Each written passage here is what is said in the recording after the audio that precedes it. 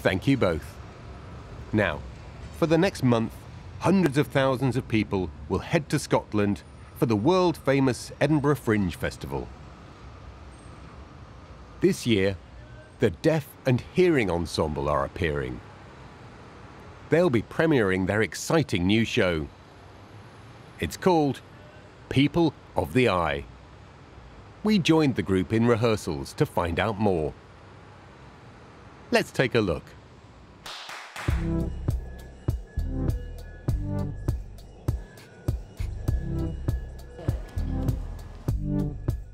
The Deaf and Hearing Ensemble formed in February 2013, and we are a group of deaf and hearing artists that come together to make theatrical performances.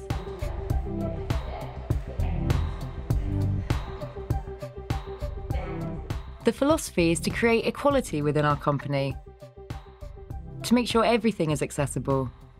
The rehearsal room is accessible, performances are accessible, and we consider access for both the deaf and hearing audiences. When we're in the room, you know, we're a bilingual company. Most of us use BSL as well as English, although some of us don't, so we work a lot with interpreters. People of the Eye is an autobiographical story written by Erin Hutching, who also stars in the play. And it's inspired by my experiences growing up with my family. My sister is deaf. So when my sister was diagnosed, it was the first time my parents had ever met a deaf person. And yeah, the play sort of loosely follows their experiences and then my relationship with my sister. So there's a lot of artists involved in this production. I was very lucky to become involved with the Deaf and Hearing Ensemble, who have embraced this project and developed it. Some of the main artists are Jennifer Bates, the director, who has had a huge amount of input, and Emilie Howlett, who is equally as brilliant, and she is now performing in the show.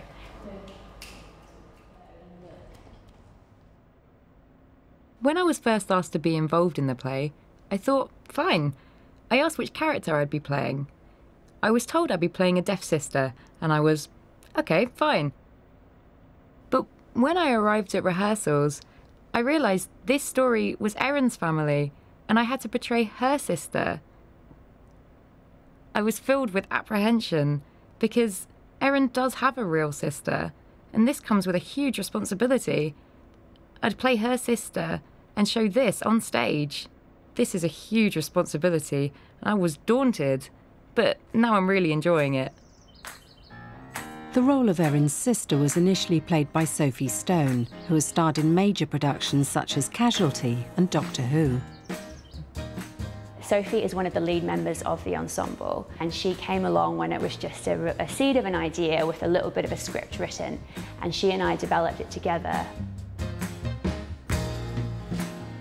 But unfortunately, she wasn't able to do the last performance at the Yard with us, so as luck would have it, we found Emilie Howlett, and she's been absolutely fantastic.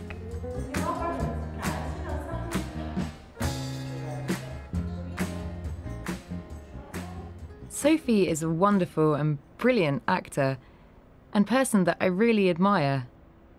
It's been very scary taking over her role.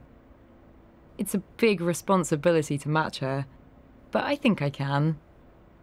But I'm hoping I can bring something different.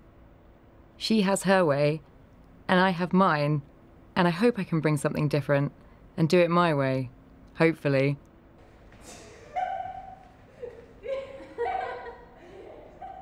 Emilie is a performer who brings so much wit to a performance. She's quite cheeky and a bit sassy.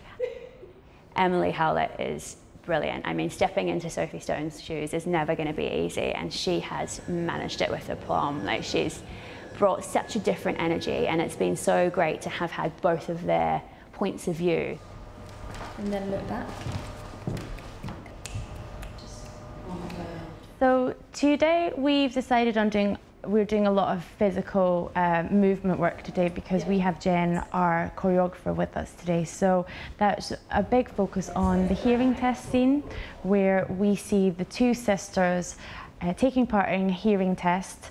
That one sister is hearing, so she's getting it, and then the other isn't.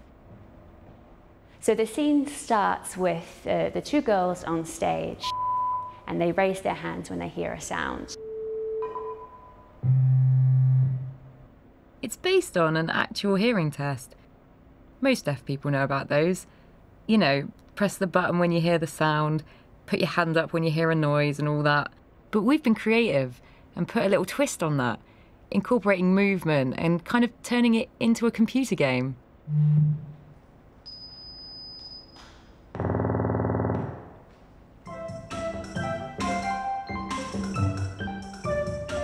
We sort of are transported into this video game reality, which is more like what the girls are feeling inside.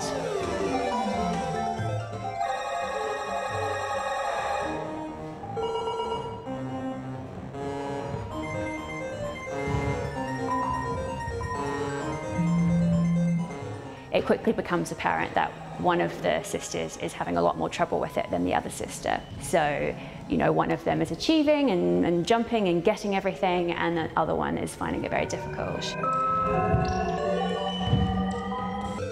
We're sort of brought back to reality with the two of them in the room.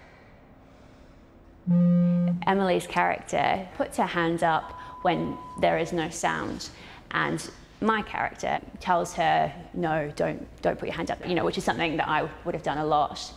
And Emilie's character just proudly says, well, why does it matter? This is who I am.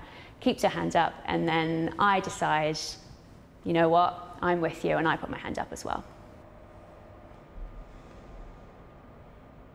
So we have a great deal of projections in the performance, and it's almost like a third character actually.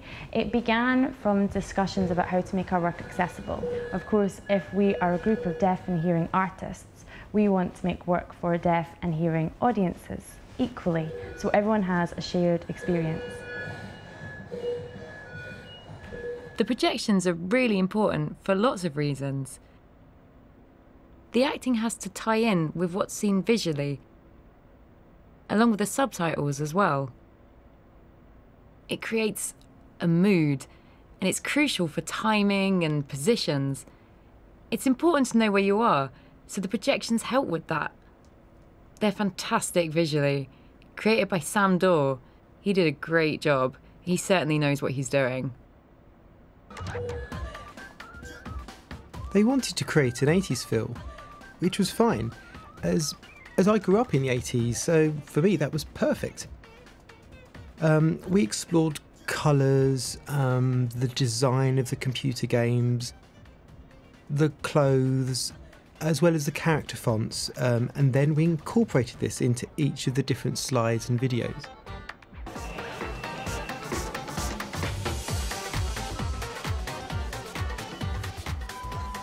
Next is Edinburgh Fringe. I've never been, well, not as an actor.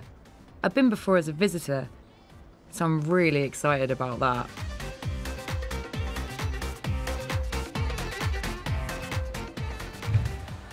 Edinburgh Fringe Festival is absolutely crazy, but it's the most exciting crazy, I think. It has bright colours everywhere. There's phenomenal performers in the street, world-class street performers performing in the street. It is full of people from every walk of life coming to see a huge range of performance. There's circus, there's magic, there's really serious stuff, and then in the mix of that, you've got our little nugget, and hopefully people will come and enjoy that. People of the Eye is not the only production featuring deaf performers appearing at the Edinburgh Fringe Festival. Recent years have seen a variety of acts, including Matthew Gurney star in Light. And there was even a light-hearted debate held called Should We Send the Deaf to Orkney? Who's for going to Orkney? Wave! The important thing with the ensemble, but this play especially, is it's a mixture of different people and their stories put together into a show. Erin and I are responsible for going to Edinburgh to show this and share this story with the world. It's wonderful. I feel really lucky. Taking our work to the Edinburgh Fringe Festival is an fantastic launch pad for us as a company and this piece in particular. And I think this performance, People of the Eye, really has potential to reach and engage with a lot of audiences. So it would be fantastic to tour the United Kingdom. It would equally fantastic to have an international tour. And I think this kind of work has that potential.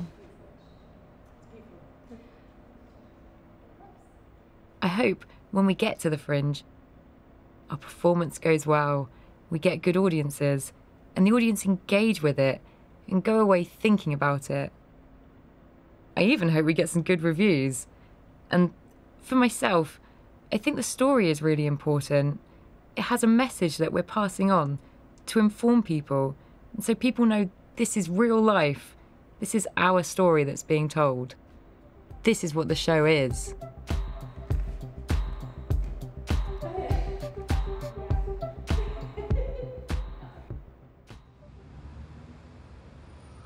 And you can see People of the Eye at the Edinburgh Fringe Festival from the 6th to the 27th of August.